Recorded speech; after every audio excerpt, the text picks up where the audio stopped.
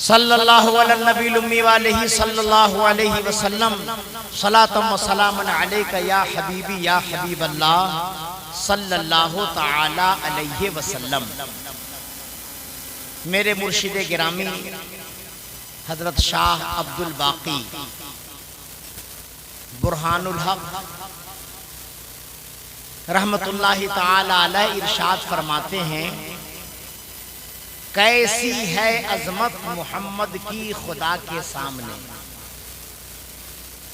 کیسی ہے عظمت محمد کی خدا کے سامنے، اور ہیچ ہے سب عظمتیں خیر الورا کے سامنے، ہیچ ہے سب عظمتیں خیر الورا کے سامنے۔ اور ایک خدا کا نور تھا بس کن کے فرمانے کے بعد، ایک خدا کا نور تھا بس کن کے فرمانے کے بعد، پرتوے نور خدا ہے بس خدا کے سامنے، پرتوے نور خدا ہے بس خدا کے سامنے۔ اور کیا قلم تعریف لکھ سکتا ہے اس کی لوح پر، کیا قلم تعریف لکھ سکتا ہے اس کی لوح پر، عرش پر کرسی ملی جس کو خدا کے سامنے، عرش پر کرسی ملی جس کو خدا کے سامنے۔ اور طور پر موسیٰ گرے لائے تجلی کی نتاب، طور پر موسیٰ گرے لائے تجلی کی نتاب، اور محبوب خدا ہیں خود خدا کے سامنے، اور محبوب خدا ہیں خود خدا کے سامنے۔ اور عاقبت برہان کی فیض رضا سے بن گئی، عاقبت برہان کی فیض رضا سے بن گئی، ہے یہی اپنا وسیلہ بس خدا کے سامنے، ہے یہی اپنا وسیلہ بس خدا کے سامنے۔ حضرات، ہر سال بڑے ذوق شوق اور لگن کے ساتھ کٹرا کے سارے سنی مسلمان مل کر اس محفل کا اہتمام جشن ساقی کوثر کے نام سے کرتے ہیں۔ اس علاقے کے بہت سارے گاؤں کے جلسے بند ہو گئے، لیکن ماشاءاللہ آپ کے گاؤں کا جلسہ شروع ہوا تو آج تک چل رہا ہے، چل رہا ہے نا بھائی؟ اس علاقے میں پہلے کتنے جلسے ہوتے تھے، اب آپ دیکھ رہے ہیں کہ جلسوں کی بھیڑ جو تھی وہ کافی کم ہو گئی، لیکن آپ لوگ ذوق اور شوق کے ساتھ اس جلسے کو سجاتے چلے آئے ہیں۔ اللہ تعالیٰ اس کی برکتوں سے آپ سب کو مالا مال فرمائے، اور اس ذکر رسول کے صدقے میں اس گاؤں پر اللہ تعالیٰ خیر اور برکت کی بارش فرمائے۔ دیکھیے، جلسہ ہوتا ہے اسلامی معلومات میں اضافہ کرنے کے لیے، یہی مقصد ہے نا بھائی؟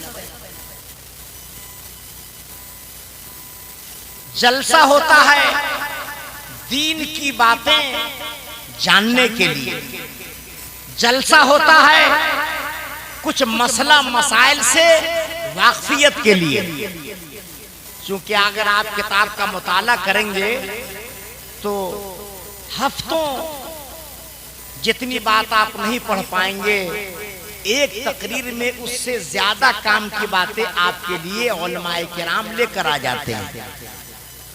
تو فائدہ اسی وقت ہوگا جب سبھی لوگ دل جمعی کے ساتھ تقریر کو سنیں گے، نعت کے اشعار کو سنیں گے، اور صرف سنیں گے ہی نہیں بلکہ اسے اپنے ذہنوں میں محفوظ کریں گے اور اس پر عمل کرنے کی پوری کوشش کریں گے۔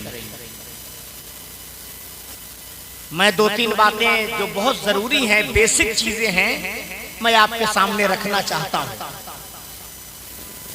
سب سے پہلی ضرورت ہماری اور آپ کی یہ ہے کہ ہم لوگوں کے گھر تک اور گھر کے ہر فرد تک اسلام پہنچے.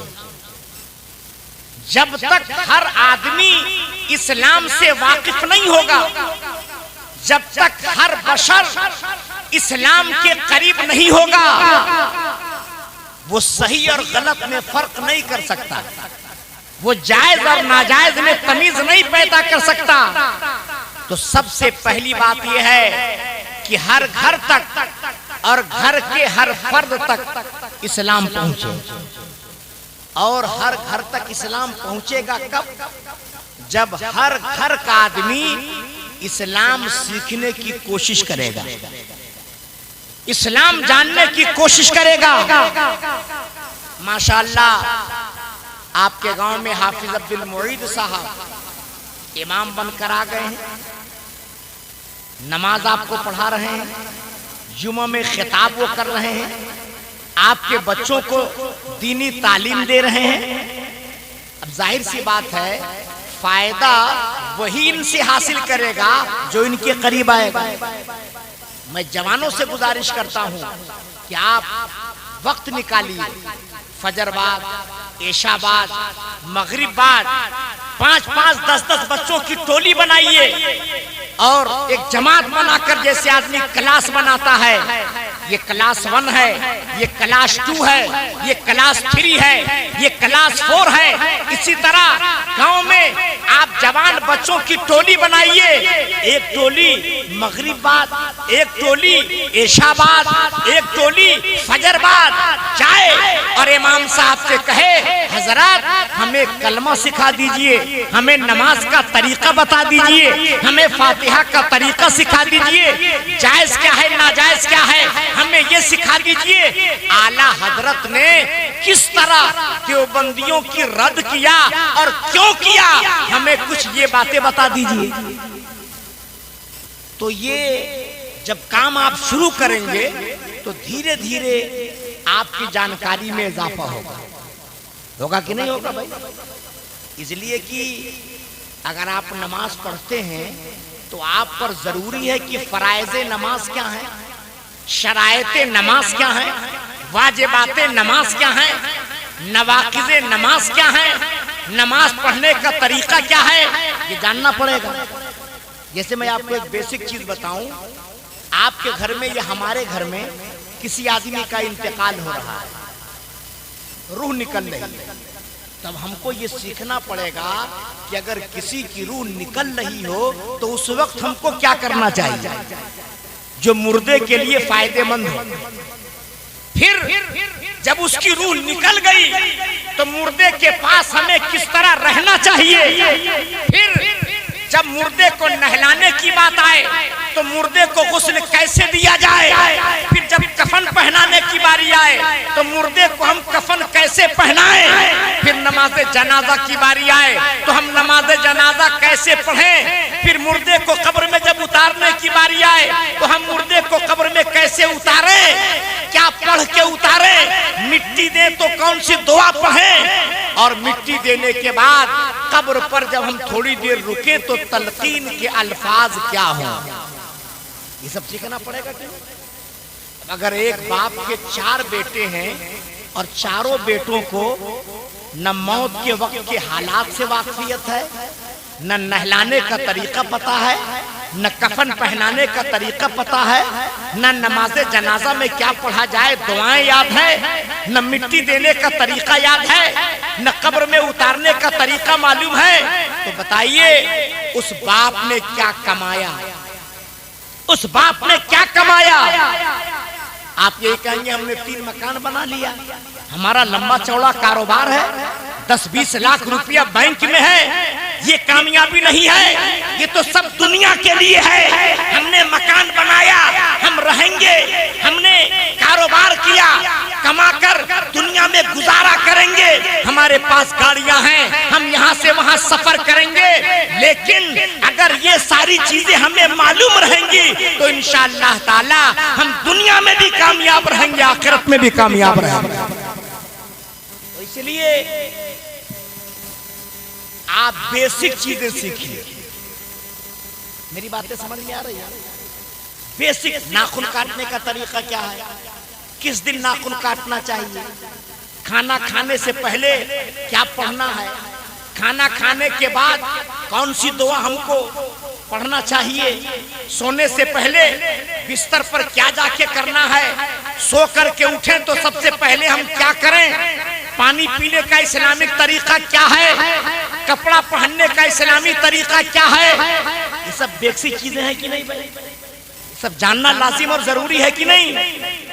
माँ बाप के साथ हमें कैसा सलूक करना चाहिए, माँ बाप हमारे लिए कितनी बड़ी नेमत है, माँ बाप के साथ किस तरह हमको गुफ्तगू करनी चाहिए, ये सारी बातें आपको उसी वक्त मालूम होंगी जब आप किसी इस्लाम के जानकार के करीब आइएगा, जब आप इस्लाम के जानकार के करीब आइएगा। और सबसे अहम बात यह है, अपने अकीदे की जानकारी भरपूर अंदाज में रखिए। जैसे अभी कल अल-जामिअतुल अशरफिया के 2 बच्चों का खारजा होगा, आपने यूट्यूब पे फेसबुक पे वीडियोस देखा होगा। 2 बच्चे पढ़ रहे थे जमाते साबिया में, बहुत ब्रिलियंट थे, वो तेज तर्रार थे, जमात में अच्छी पोजीशन थी, लेकिन अल-जामिअतुल अशरफिया वालों ने निकाल दिया। क्यों निकाला? ऐसा नहीं है कि खाली जाहिल ही गुमराह होता है, ऐसा नहीं है कि जो नहीं जानता है वही गुमराह होता है। जो इल्म में ज्यादा अक्ल लगाने लगता है वो भी गुमराह होता है, इल्म में ज्यादा अक्ल का इस्तेमाल करने लगता है वो भी गुमराह होता है।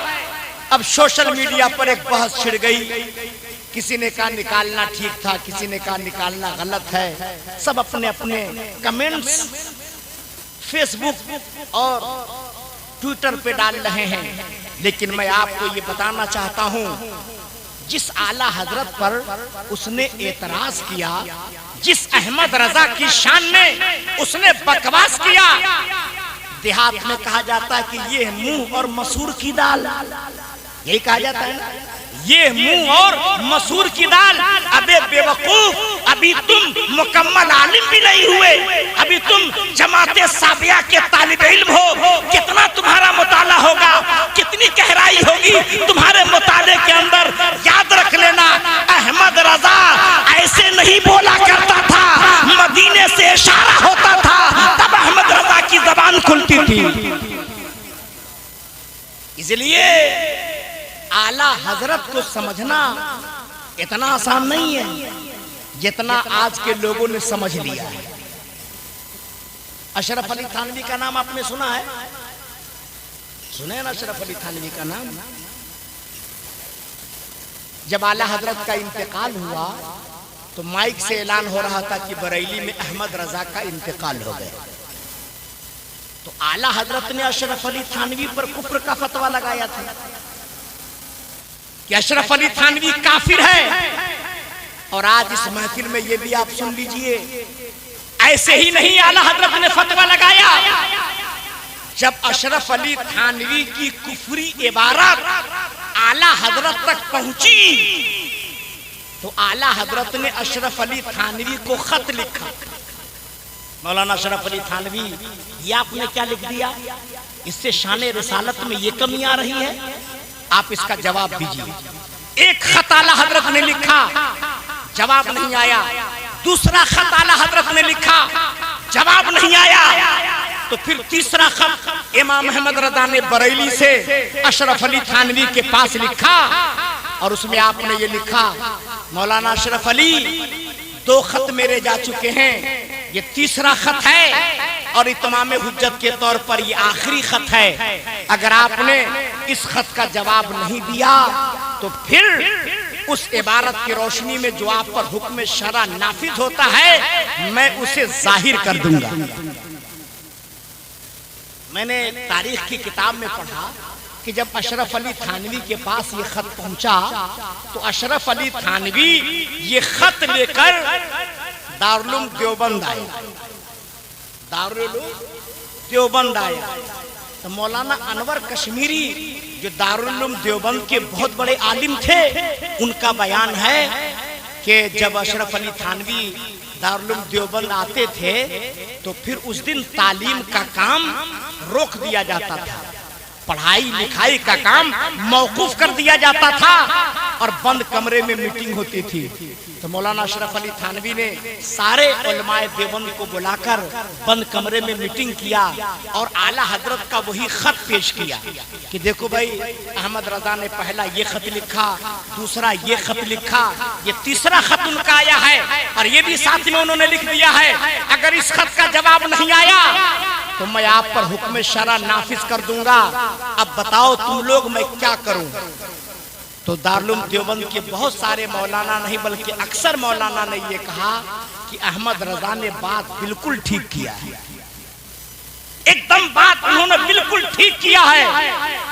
आपकी इबारत से एहानत रसूल की बू आ रही है, आपको इस इबारत से बरात का इजहार करना चाहिए। लेकिन उसमें कुछ शर पसंद लोग भी थे, जिसमें मुर्तुजा हुसैन दरभंगवी एक बड़ा शातिर इंसान था, वो मुबल्लिग था दारुल देवबंद का। उसने कहा ऐसा कीजिए, इस इबारत को वापस लेने की जरूरत नहीं है, हम इस इबारत के बचाव में किताबों का ढेर लगा देंगे और हम आपका बचाव करेंगे। तो अशरफ अली थानवी ने कहा ठीक है, अगर तुम लोग बचाव करने के लिए तैयार हो तो मैं अपनी इबारत पे कायम रहता हूँ। और उसने फिर उस इबारत से बरात का इजहार नहीं किया। तब आला हजरत ने कुफ्र का फतवा दिया, यानी इत्माम हुज्जत के बाद में कुफ्र का फतवा दिया, ऐसे ही नहीं फतवा दे दिया। याद रखिएगा, जब अशरफ अली थानवी के पास ये खबर पहुंची कि आला हजरत का इंतकाल हो गया, एक आदमी दौड़ता हुआ आया और कहने लगा मौलाना अशरफ अली साहब, आज तो बहुत खुशी का दिन है कि बरेली में अहमद रजा का इंतकाल हो गया। आज तो खुशी का दिन है, बरेली में अहमद रजा का इंतकाल हो गया। तो अशरफ अली थानवी ने कहा चुप, खामोश हो जा, आज खुशी का दिन नहीं, आज गम का दिन है, आज गम का दिन है। तो लोगों ने कहा कि आपसे तो वो इख्तिलाफ रखते थे, उन्होंने आपको काफिर कहा है, किताबों में काफिर लिखा है, जिसने आप पर कुफ्र का फतवा लगाया उसके इंतकाल पर आपको अफसोस नहीं, आपको अफसोस नहीं, खुशी नहीं है बल्कि अफसोस है। इसकी वजह क्या है? तो अशरफ अली थानवी ने कहा तुम क्या जानो अहमद रजा क्या थे?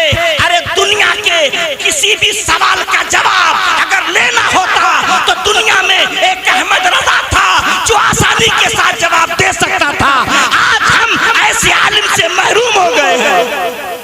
नारे तकबीर, नारे रिसालत, मसलके आला हजरत, उलमाए अहले सुन्नत, नारे तकबीर, नारे रिसालत।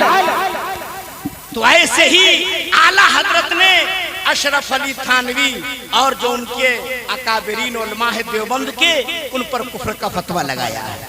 तो आपको ये भी जानना पड़ेगा कि देवबंदियत क्या है और सुन्नियत क्या है, देवबंदियत क्या है, बरेलवियत क्या है।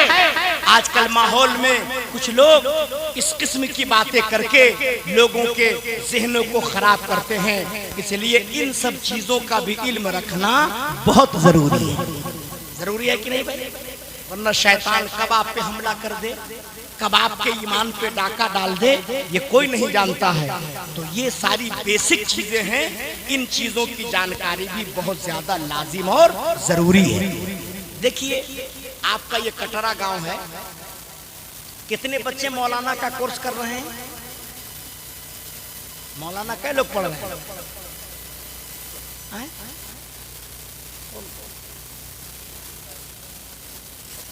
अच्छा, एक आदिल हाफिज मोहम्मद आदिल और एक